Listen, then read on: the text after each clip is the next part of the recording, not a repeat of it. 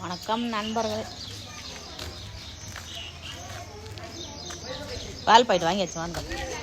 எந்திரிச்சேன் துவைக்கணும் ஊற வச்சுருக்கேன். ஸோ எந்திரிச்சாச்சு 6:30க்குலாம். பருப்பு வேகுதாமே எங்கள் வீட்டில் பருப்பு குழம்பு. ஜல்தி சூடுகையா அது பால் வாங்கிட்டு வருது. விடுப்புல மாமியா சரி வாங்க சமைச்சிட்டு டீயை போட்டு குடிப்போம். குடிச்சிட்டு எல்லா வேலையும் பார்த்துட்டு போகணும். அவ்வளோ ஃபாஸ்ட்டாக இன்றைக்கி வெள்ளிக்கிழமை வீட்டெல்லாம் சுத்தம் பண்ணணும். அப்படித்தானே ஃப்ரெண்ட்ஸ்?